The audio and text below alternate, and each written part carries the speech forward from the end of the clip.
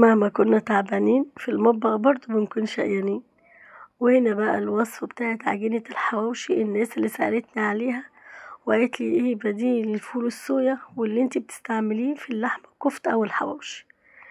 هي نوات الوصفة سهلة جدا وحاجة بتبقى موجودة في كل بيت، وساعات كمان بنرميها. انتي بقى لما تكون متوفرة عندك اوعي تستغني عنها وترميها.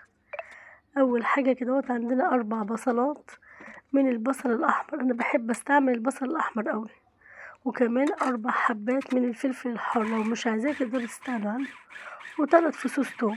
هنضربهم كويس جدا كده مع بعضيهم، بس مش هنصفيهم، هنخليهم كده بميتهم لان انا محتاجه الميه بتاعتهم.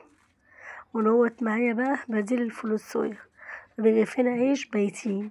زي ما قلنا ان احنا مش هنصفي البصله بتاعتنا عشان خاطر انا هخلي الميه اللي نازله من البصله هي اللي تطريلي العيش بتاعي، لان زي ما قلنا العيش البايت هو دوت بديل الفول الصويا، حاجه موجوده في كل البيوت وكلنا بنرميها.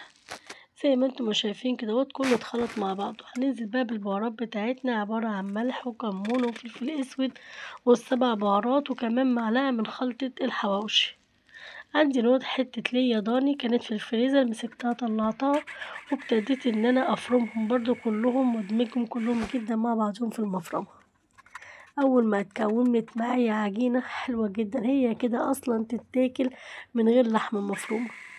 هننزل كده بقى بنص كيلو لحمه مفرومه على الكميه اللي احنا عملناها، وطلعت معانا هنا احلى عجينه حواوشي ممكن تاكليها، وطعمها خرافه.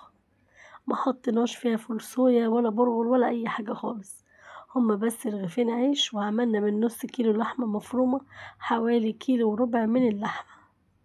عملنا كده بالكيلو وربع من اللحمه ديت عملنا 12 رغيف حواوشي.